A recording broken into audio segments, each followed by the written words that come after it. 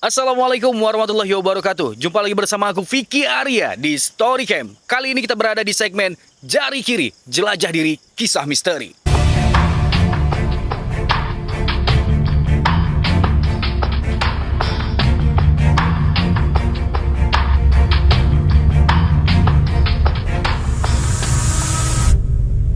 Oke, Le, kali ini kita akan menceritakan sebuah kisah mistis yang berasal dari Pulau Jawa. Dan ini terjadi pada tahun 1980 dan cerita ini kita dapatkan dari sahabat kita ataupun subscriber kita yang ada di Pulau Jawa bernama Anto.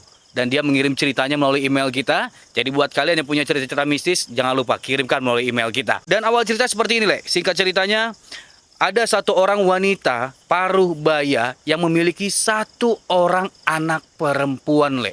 Dan sebut saja nama wanita paruh baya ini Makati. Dan profesi Makati ini adalah seorang dukun beranak ataupun bidan kampung. Dan kalian ketahui, Le, bahwasanya anak perempuan dari Makati ini bisa dikatakan memiliki kekurangan, keterbatasan fisik dan juga keterbelakangan mental. Yang tentunya setiap hari saat dia bermain tentunya akan menjadi bahan bulian dari kawan-kawannya dan juga teman-temannya. Dan inilah awal kisah terjadinya kisah mistis ini, Le. Suatu hari ketika anak Makati ini pulang dari bermain, Le, dia pulang dalam kondisi sedang menangis sejadi-jadinya. Tentu Makati akan bertanya-tanya dong ya, kenapa anakku pulang-pulang kok tiba langsung nangis? Dan dia bertanya pada anaknya, kamu kenapa kok nangis pulang dari bermain? Diceritakannya segala sesuatu hal yang terjadi selama satu hari itu, Le. Rupanya dia dibully oleh kawan-kawannya, dibilang kekurangan dia dan tidak sama seperti anak-anak yang lain. Tentunya Makati tak semerta-merta percaya dengan kejadian itu, Le. Besok harinya Makati pun berinisiatif untuk menemani anak perempuannya ini pergi bermain. Tapi dia tidak ikut gabung dengan anak-anak itu, dia hanya memantau dari jauh. Dan saat Makati melihat anaknya bermain dengan anak-anak yang lain, memang benar, Le, anak dia itu hazab. Emang dibully, menjadi bahan bulian bagi anak-anak yang lain. Disitulah Makati menaruh dendam kepada masyarakat yang ada di kampung itu, Le. Dan dibawanya anak itu pulang, diceritakan semuanya bahwasanya mama akan selalu ada di sampingmu sampai kapanpun. Dari kejadian itu, Le, akhirnya Makati memiliki inisiatif untuk menuntut ilmu hidup untuk selamanya. Karena apa? Karena dia berpikir, sedangkan aku masih hidup aja, anak aku sudah menjadi bahan bulian. Apalagi seandainya aku tidak ada lagi di muka bumi ini, pasti anak aku akan sengsara. Karena saking sayangnya dia sama anaknya itu, akhirnya dia ingin menuntut ilmu hidup abadi. Dan akhirnya singkat cerita, dia pun mencari guru yang dulu pernah mengajari dia tentang ilmu-ilmu hitam, Le.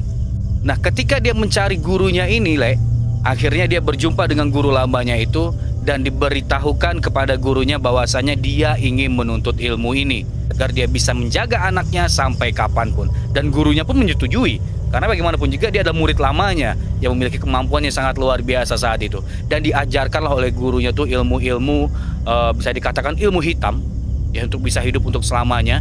Tapi persyaratannya ini, Le, yang membuat dia agak sedikit terkejut. Dan sebenarnya dia pun gak akan keberatan dengan yang nama syarat-syarat yang diberikan oleh gurunya ini. Karena apa? Profesi dia itu pun sesuai dengan apa persyaratan yang diminta oleh gurunya ini. Dan akhirnya gurunya menyampaikan bahwasanya jika kamu ingin hidup untuk selamanya, kamu harus meminum darah segar dan memakan jantung segar. Dia berpikir, darah segar dan jantung segar, berarti dia harus bisa memakan organ tubuh bayi yang baru lahir. Disitulah awal kisah terjadinya pemangsa organ tubuh bayi, Le. Di beda lokasi, Le, adalah ini lain cerita. Ada satu orang ataupun sepasang suami istri yang baru menikah selama 1 tahun. Ya, dan kebetulan saat itu istrinya ini sedang hamil 8 bulan menuju 9 bulan. Apa kata istrinya? Dan istrinya memiliki niat ketika dia ingin melahirkan anak pertamanya, dia ingin melahirkan anaknya di kampung di mana dia dilahirkan. Dan kebetulan kampung itu tempat Makati tinggal. Karena dengan keputusan itu suaminya pun menurut, ya, Le, mengikuti permintaan dari istrinya. Dan istrinya pun ingin dibantu oleh Makati tadi. Karena waktu dia lahir dulu, yang membantu ibunya melahirkan tuh ya Makati ini. Jadi saking kangennya dengan kampung itu yang sudah lama dia tinggalkan. Dan akhirnya suami istrimu pergi ke kampung Mak Kati karena jaraknya pun tidak terlalu jauh. Saat mereka jalan menuju kampung itu tak lama, mungkin kurang lebih 5 menit akan sampai ke kampung Mak Kati tadi.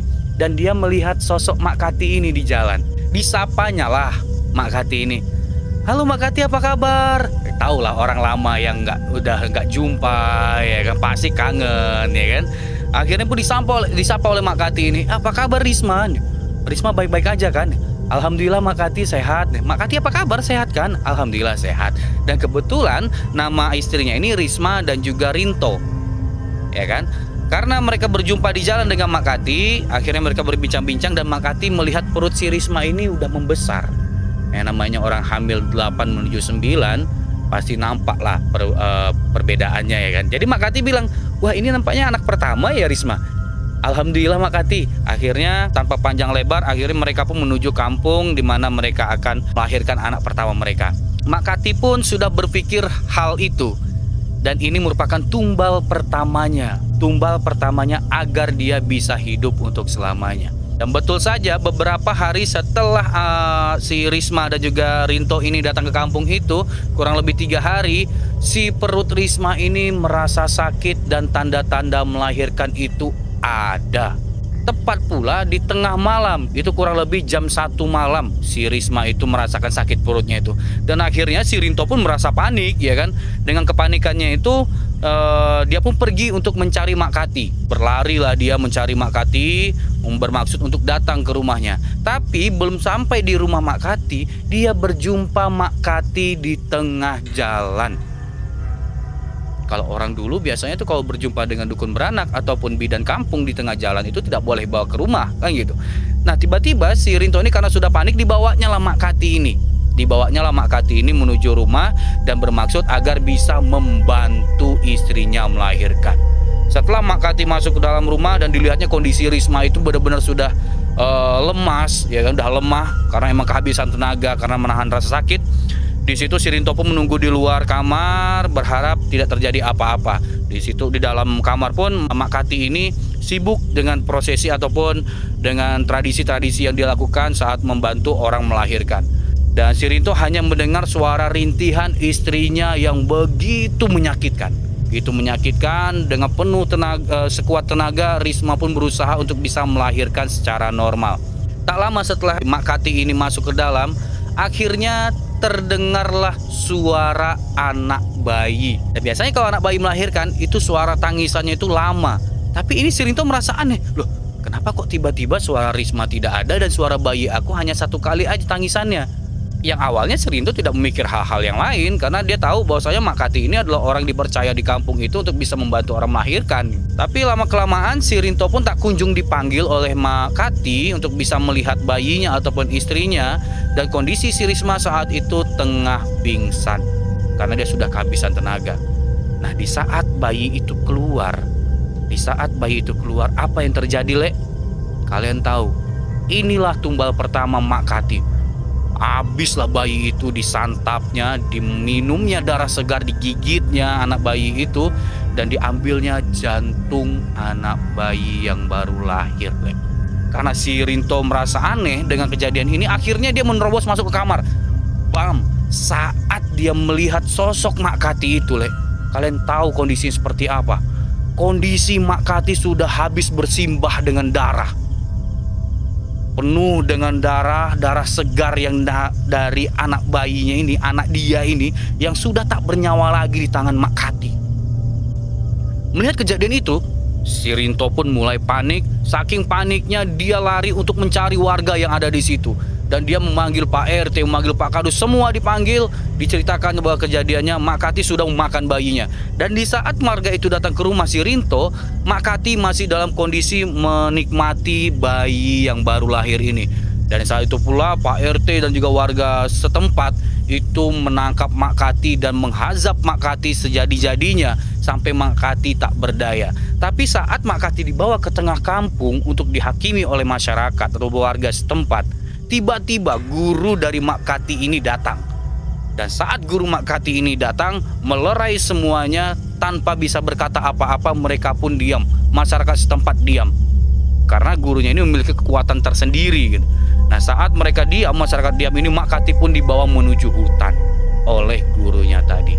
Nah, semenjak itulah, Le, kalau seandainya di kampung itu ada orang yang ingin melahirkan, suaminya wajib menjemput dukun beranak itu sampai ke rumahnya. Jangan sampai berjumpa di tengah jalan. Dan sampai saat ini pun masih banyak orang yang percaya tentang kejadian ini. Walaupun kejadian itu tahun 1980 di Pulau Jawa, tapi sampai saat detik ini pun masih banyak orang mengatakan pamali kalau menjemput dukun beranak di tengah jalan. Jadi buat kalian semuanya, terkhusus buat bapak-bapak yang baru mau memiliki satu anak pertama, hati-hati, tolong camkan ini. Kadang-kadang hal-hal mitos ataupun hal-hal mistis di zaman dulu bisa terjadi di masa kini. Terima kasih banyak buat kalian semua yang sudah mendukung Storycam untuk bisa berbagi cerita mistis lainnya. Jangan lupa untuk pantengin terus Storycam di jari kiri, jelajah diri, kisah misteri.